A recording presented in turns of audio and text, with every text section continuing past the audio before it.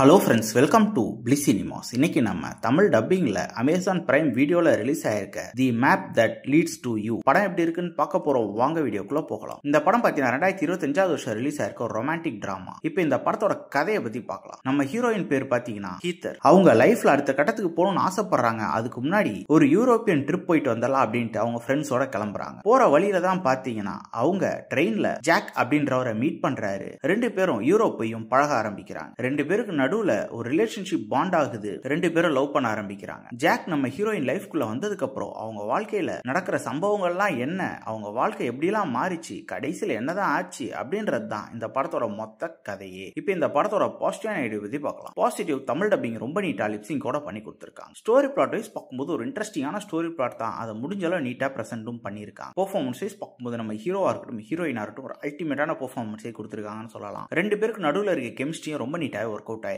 இவங்க ரெண்டு பேர் கேரக்டர் ரொம்ப நீட்டா எழுதிருக்காங்க. இவங்களை ஃபாலோ பண்ணாலே இந்த படத்தை பார்த்து முடிச்சிடலாம். படத்துல ஒரு லவ் போர்ஷன்ஸ்லாம் ரொம்ப நீட்டாவே ஒர்க் அவுட் ஆயிருக்கு. அது மட்டும் இல்லாம ரெண்டு பேருக்கு நடுவில் இருக்க எமோஷனல் பாண்டிங் ரொம்ப நீட்டாவே கன்வே பண்ணிருக்காங்க. டெக்னிக்கல் ஆஸ்பெக்ட்ஸ்லயும் படம் சவுண்டா இருக்கு. சினிமோட்டோகிராஃபி, சவுண்ட் எஃபெக்ட்ஸ், பிஜிஎம் எல்லாமே நல்லாவே பண்ணி கொடுத்திருக்காங்க. ஸ்கிரீன் பிளேஸ் பாத்தீங்கன்னா ஒரு இன்ட்ரெஸ்டிங்கான ஸ்கிரீன் பிளேல தான் எழுதி எடுத்திருக்காங்க. ஒரு சில போர்ஷன்ஸ் நமக்கு பிரெடிக்டபிளா இருந்தாலும் ஓவராலா பார்த்து முடிக்கும் போது ஒரு ஃபீல் குட் படம் பார்த்த ஃபீல் நமக்கு வரதான் செய்யும். அதுக்கேற்ற மாதிரியே டியூரேஷன் ஒரு 1.5 மணி நேரம் கிட்ட தான் போகுது. ஸோ கண்டிப்பா ஒன்ஸ் வாட்ச் பண்ணலாம். மொத்தத்தில் இந்த படம் பார்த்தீங்கன்னா ஒரு ஒன் டைம் வாட்சபிள் படம் தான். ட்ரை பண்ணி பாருங்க. படத்தில் அடல்ட் கண்டென்ட்லாம் இல்லை, ஸோ ஃபேமிலியோடய ட்ரை பண்ணலாம். இன்னொரு வீடியோவில் சந்திக்கலாம்.